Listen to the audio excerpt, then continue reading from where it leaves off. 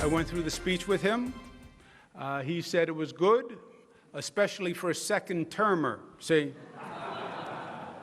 my father's a third-termer. But he sends his regards to all of you. He couldn't be here physically today, my father, but my father is in this room.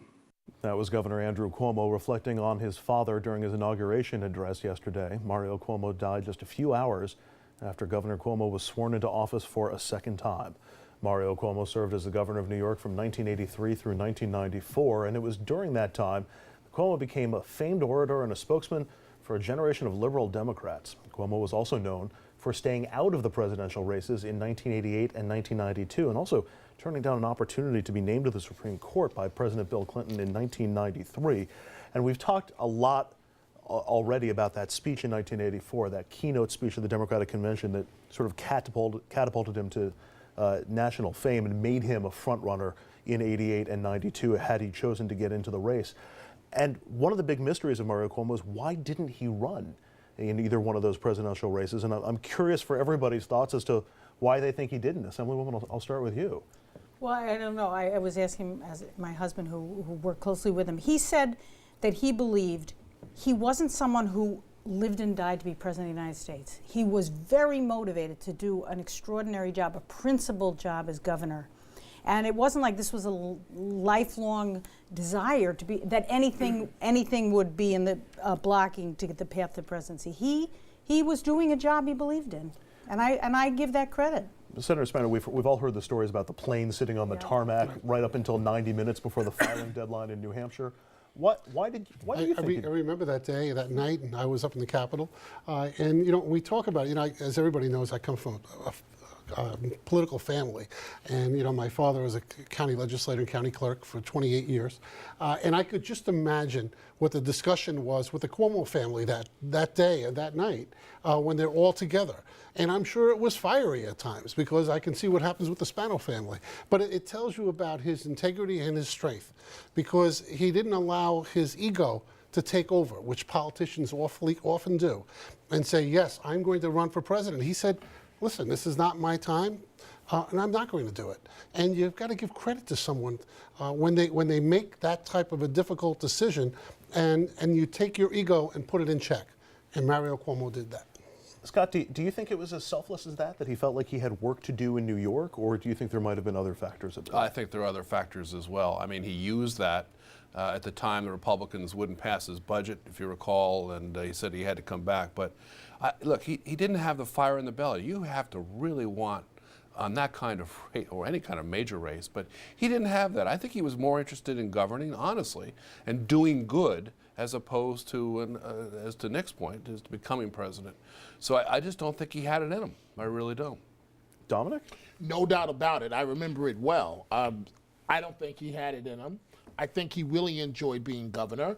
I also think one of the things that he never talked about, but I think in the back of his mind, was that he wondered whether America was ready for Mario Cuomo. And in this day and age, all these years later, we now have an African-American president. So it's easy to say yes, that America was, but I think that he really worried about that, the type of campaign. You're saying an Italian-American president? Yes, okay. Yes, the type of campaign that would be run. Now, he never really, to my knowledge, talked about that. All he gave us was, as the plane was waiting in terms of the media, which many of us felt was an excuse, alluding to what you just said, County Exec, in terms of the budget.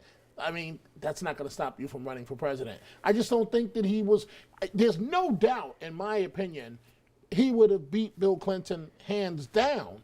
At that time, Bill Clinton was this governor from a southern state who had a problem with the women, and it was all known. And Mario Cuomo was, at that time, was a Democratic icon.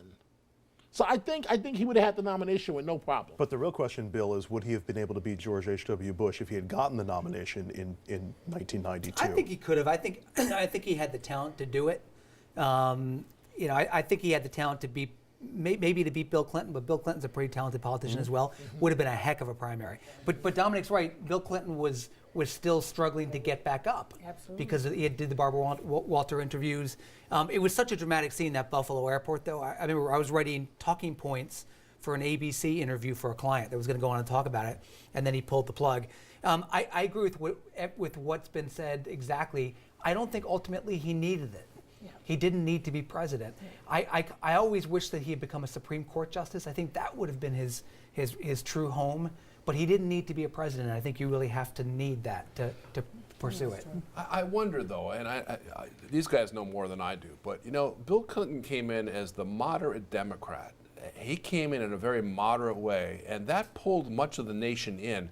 I don't know that Mario Cuomo could have done that. He would have taken the convention, no question about that, but I don't know that he would have won nationally. Bill Clinton, primary. the primary, general. I think he could have, but the general election. He would have been so far further left than Bill Clinton was running against Bush. I don't think that's the right language. I don't think he was further left, and I don't even think he wouldn't like the word liberal. He called himself a pragmatist. He wouldn't like the word. But to your point, which I agree with, he wasn't. He knew the value of compromise, but he was very much about principle.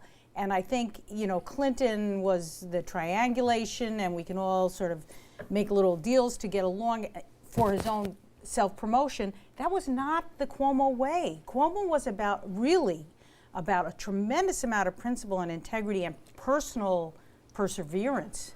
We only have a little bit of time left, but looking at the legacy of Cuomo as the orator, and it seems like the great orator is something of a lost art in American politics. You can make arguments that the president at the time when he made that speech, Ronald Reagan, was a great orator, and there have been a few others. Is that something that's becoming something of a lost art in politics these days? Are we too soundbite driven to allow a great orator to rise? I think the answer is yes. I read today a 1984 story in the New Republic, lamenting the lack of orators in America. It was a 1984 story. You had Reagan and Cuomo at, arguably at their peaks. And they were saying that it was a lost art. It is a lost art. President Obama has it. There are a few that have had it. Ronald Reagan had it. FDR had it. But you don't see it. It's very uncommon. Nelson Rockefeller had it, and it was interesting because he was dyslexic, so he could not read his speeches. So every speech he gave, almost every time, was done off the cuff. And if you think about that, in those days, that was pretty impressive that he could do as well as he did. But, elected officials like him are just rapidly becoming extinct, though. Mm-hmm. That type of style, and part of it is the times, unfortunately. But for young people who want to get involved in politics, they would be well served to take a page out of the book of Mario Cuomo and be tough when you can be tough, but know that you have to care. I agree, Senator. He was the type of guy as a journalist. I mean, when you approached him, you saw the Democratic icon, you saw the giant, but he would walk off mic, and he might chastise you a little bit for something that you did, but you could have a conversation with him. They don't make politicians anymore the way of Mario Cuomo. Look at his opposition to the death penalty. Just look at that. He never, ever, ever caved. A consultant like this might have said, Governor, maybe we can beat Pataki if you just give a little bit. Not at all. And on that, he could articulate his opposition. It wasn't just emotional. Mm-hmm. He would get up and explain it time and time again, with the legislature. Cost, yeah. Yes. And the same on abortion. He went to Notre Dame and really in the belly of his opposition and made a case for his point of view. I think that was one of his greatest speeches, was his Notre Dame speech. What guts.